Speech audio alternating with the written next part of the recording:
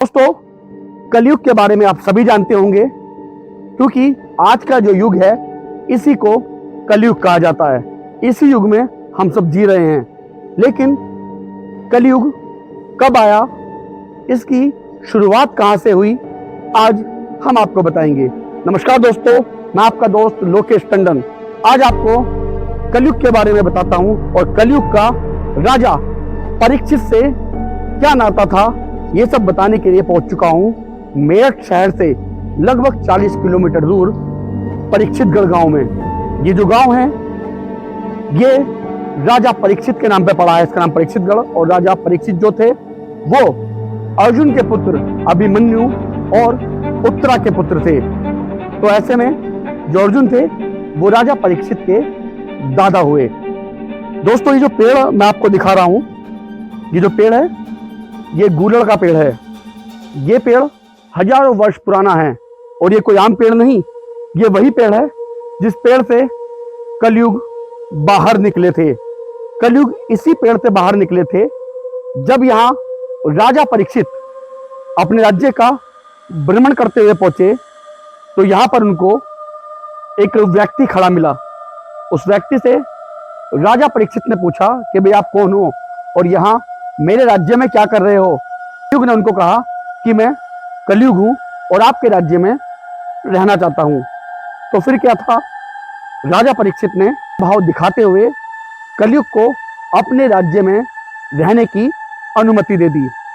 तो उसके बाद क्या कुछ हुआ, चलिए ये सब चीजें यहाँ के जो ग्रामवासी हैं, यहाँ के जो स्थानीय निवासी हैं, उन्हीं से बातचीत करते हैं, उन्हीं से पूछते हैं कि आखिर क्या वो चीजें हैं, क्या वो बातें हैं, क्या वो कहावतें हैं जो उनके बड़े बुजुर्गों द्वारा उनको बताई गई। भैया क्या नाम आपका? मेरा नाम है जी सुनील कुमार, मैं यहाँ का रहने वाला हूँ। सुनील, क्या कहते हैं भाई राजा परीक्षित और कलयुग का जो चर्चा है, जो रिश्ता है, क्या रिश्ता है, क्या पूरी कहावत है, क्या कहा जाता है? ये जी राजा परीक्षित यहाँ घूमने आए थे तो उन्हें यहाँ कलयुग खड़ा मिला। तो उन्होंने पूछा कि भाई तू कौन है? तो मैं कलयुग हूँ महाराज, तो मैं आपके राज्य में आ गया हूँ, यहाँ रहना चाहता हूँ।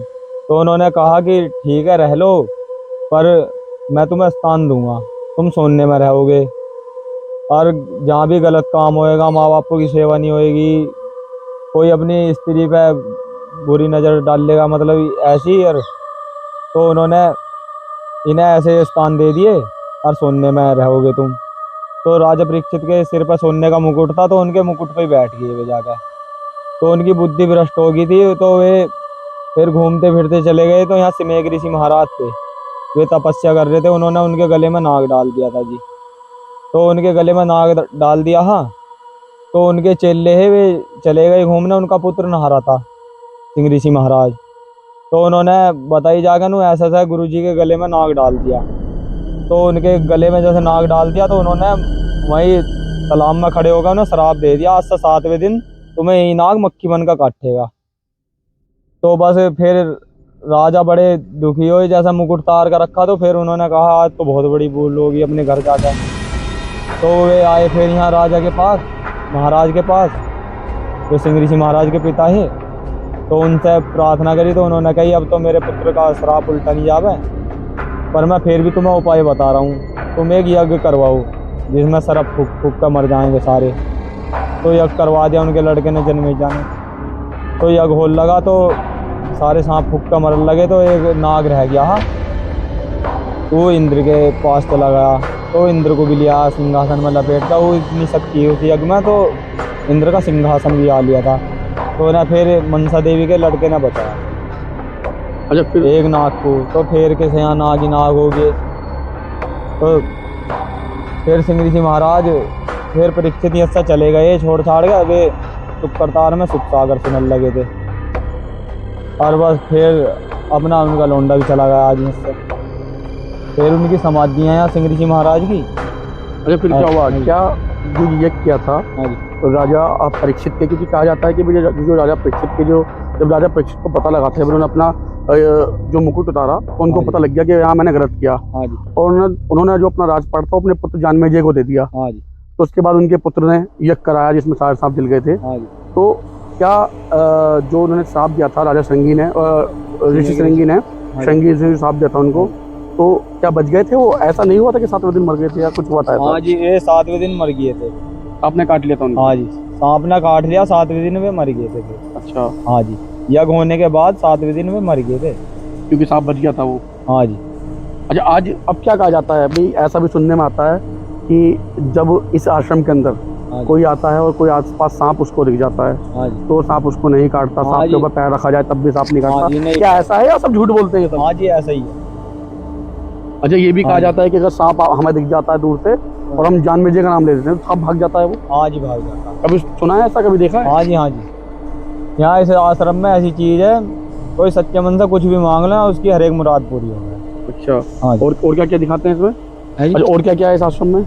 और इस आश्रम में एक सिंह ऋषि महाराज का धूना है, उनकी समाधि है, कुआं है, तालाब है, उनकी मूर्ति है। अच्छा, कुएं का भी कुछ यहाँ का इतिहास बताया जाता है? हाँ जी, कुएं में जैसे कोई रोगी आदमी है, जैसे किसी का खाज है, खुजली है, कोड़ बोड़ है, तो उसमें नहा ले सच्चे मन से तो उसका खत्म होता है। तो दोस्तों, ये जो गुलर का पेड़ है, ये गुलर का पेड़ आपने देखा है, कोई आम पेड़ नहीं बल्कि हजारों वर्ष पुराना ये वही पेड़ है जिससे कलयुग की शुरुआत हुई थी। यानी कि कलयुग इसी वृक्ष से बाहर निकल कर आया था और राजा परीक्षित के सर पर जो मुकुट था उस पर विराजमान हो गया था, जिसके बाद राजा परीक्षित की जो बुद्धि थी वो भ्रष्ट हो गई थी और राजा परीक्षित को जब प्यास लगी तो उन्होंने तपस्या कर रहे ऋषि सम्मिक से पानी मांगने की कोशिश की, लेकिन ऋषि सम्मिक तपस्या करते हुए नहीं उठे। जिसके बाद जो राजा परीक्षित थे उन्होंने ऋषि जो श्रमिक थे उनके गले में मरा हुआ सांप डाल दिया था।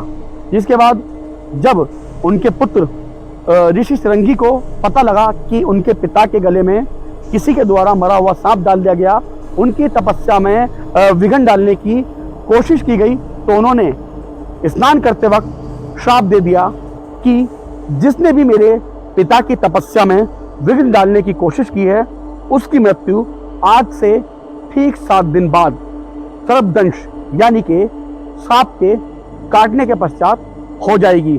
लेकिन जब राजा परीक्षित अपने घर वापस पहुंचे, अपने महल वापस पहुंचे, तो उन्होंने अपने गले में अपने सिर पर रखा मुकुट उतार के रख दिया, क्योंकि मुकुट वो सोने का था और राजा परीक्षित ने कलयुग को सोना सहित तमाम बुराइयों पर रहने की अनुमति दे दी थी।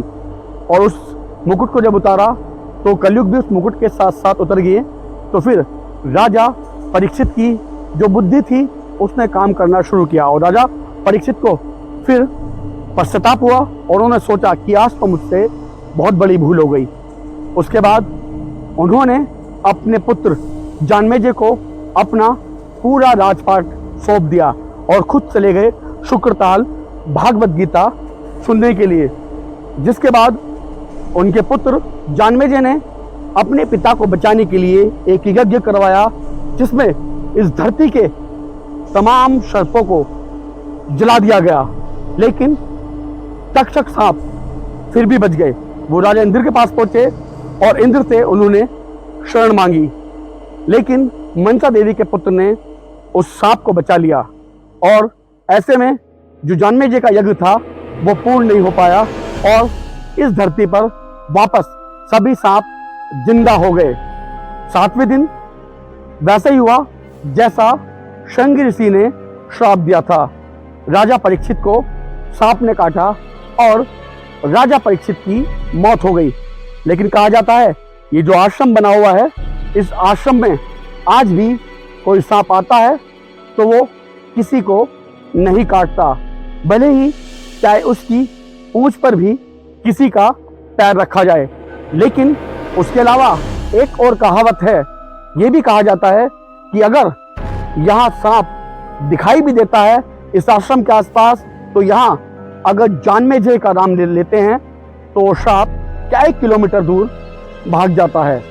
चलिए दोस्तों, आपको और दिखाते हैं इस महाभारतकालीन शृंगी आश्रम से जुड़ी और बातें।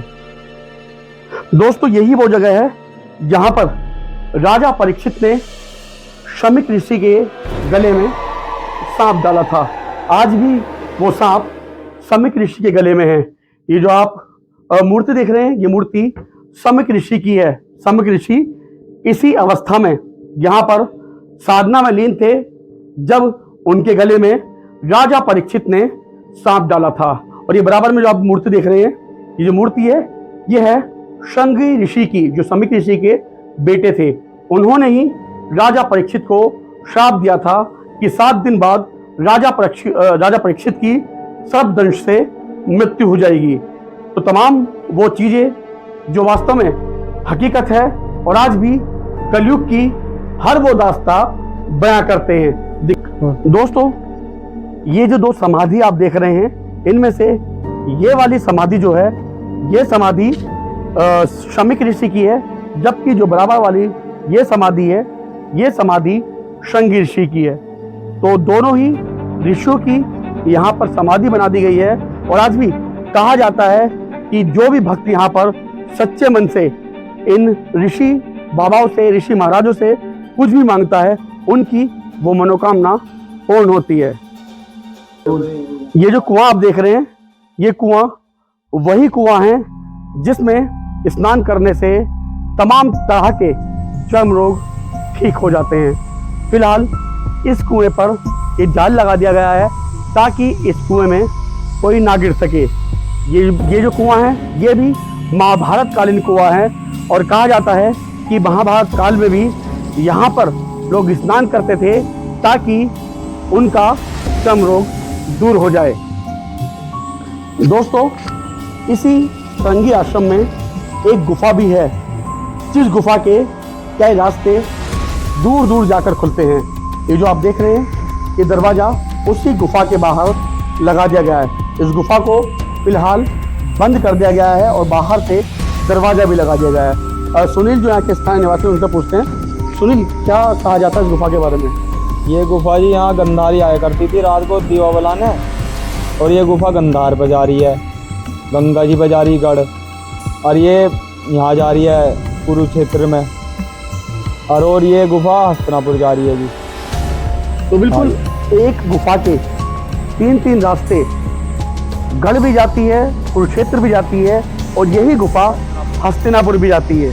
तो दोस्तों, सतयुग, द्वापर युग और त्रेता युग के बारे में दोस्तों आपको पता ही होगा, लेकिन आज हमने अपनी इस वीडियो के माध्यम से आपको कलयुग के बारे में बताया कि कलयुग कब आया था, कहां से आया था और कैसे आया था।